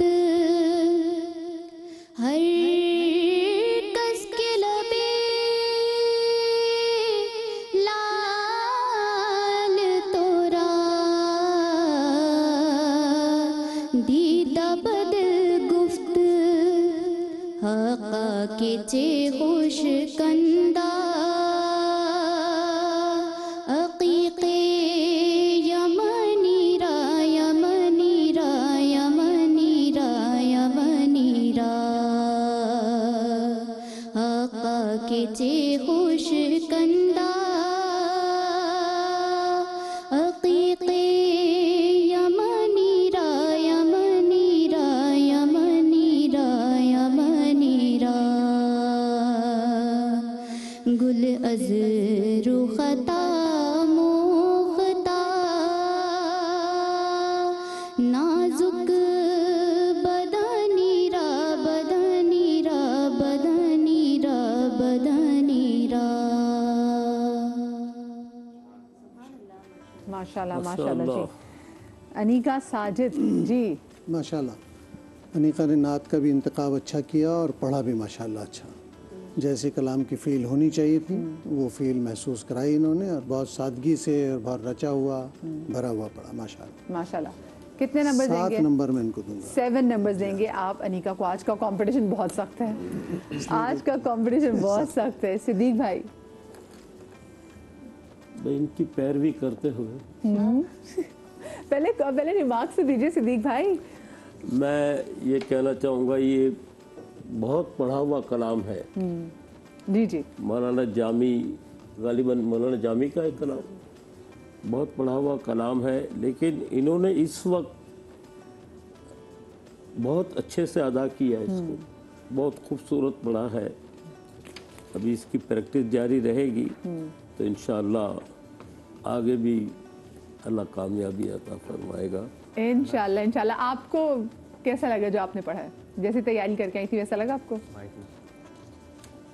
हाँ, मैंने तैयारी करी थी बहुत ज़्यादा और उस हिसाब से ही पढ़ा है मैंने।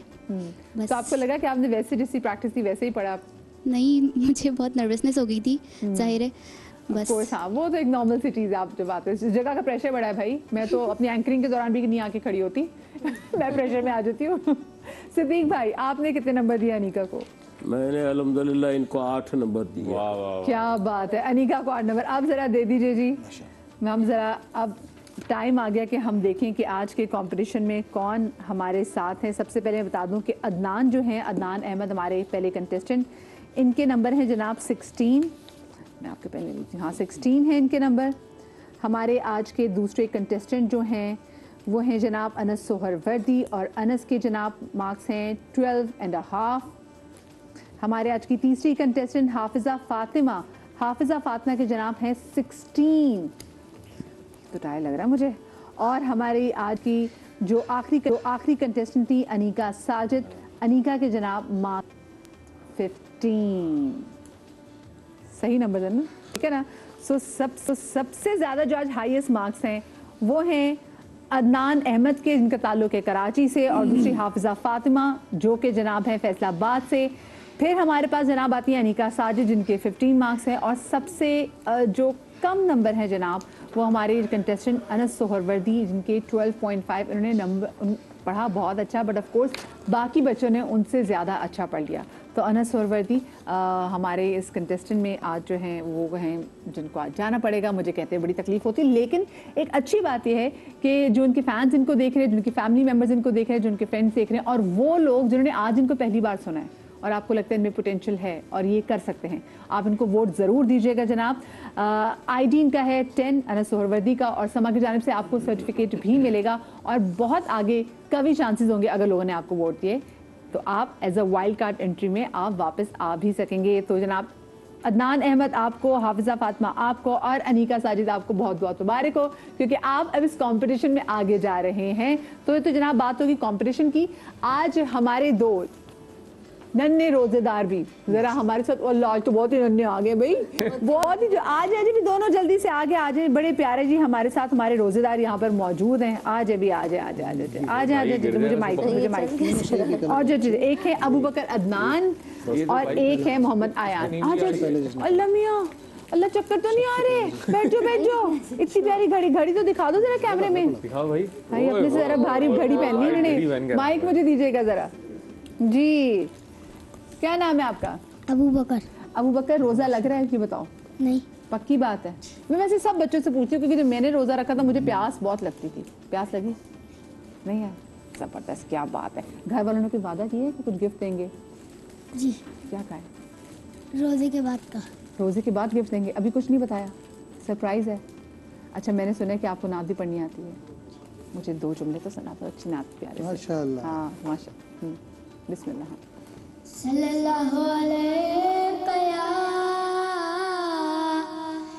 या रसूल अल्लाह वसल्लम अलैका या हबीब अल्लाह। मौजिज़ा मेरे नबी का, मौजिज़ा मेरे नबी का, मौजिज़ा कह दिया तो हो गया, कह दिया तो हो गया, कह दिया तो हो गया। आपने कतरे को दरिया, आपने कतरे को दरिया कह दिया तो हो गया। माशाल्लाह माशाल्लाह भाई, तो बहुत ज़बरदस्त भाई, बहुत ज़बरदस्त। और हमारे दूसरे आचे जी रोज़ेदार मोहम्मद आयान। अस्सलाम वालेकुम। वालेकुम अस्सलाम। कैसे हो? ठीक। कैसा गया रोज़ा? अच्छा। अच्छा क्या? मुझे बताओ, रोज़ा लगा तो नहीं? नहीं। प्यास लगी कुछ? सबसे ज़्यादा किस चीज़ को मिस किया वैसे रोज़े में? किसी भी चीज़ को। खेले? वैसे बच्चों को तो खेल कूदने का शौक होता है। आज खेले आपके? नहीं खेले या रेस्ट किया? खेले। क्या खेला? पकड़म पकड़ाई। पकड़न पकड़ाई से तो बहुत सांस चढ़ती है। अच्छा मुझे बताओ, क्या सोचा है जब इफ्तार होगा सबसे पहले क्या चीज़ खाओगी? क्या पकौड़े अच्छे लगते हैं, समोसे अच्छे लगते हैं, जूस पियोगी, क्या करोगे? हाय रोज़ा लग कुछ भी। रोज़ा रखते कहाँ हैं? हाँ सभी भाई पूछे रोज़ा रखा कहाँ पे है जी? इनको बहुत रोज़ा लग रहा है, बहुत यार माशाल्लाह। वैसे आप कौन सी क्लास में पढ़ते हो? 5 में। कुछ मुझे पढ़ के सुनाओगे वैसे? जी। क्या?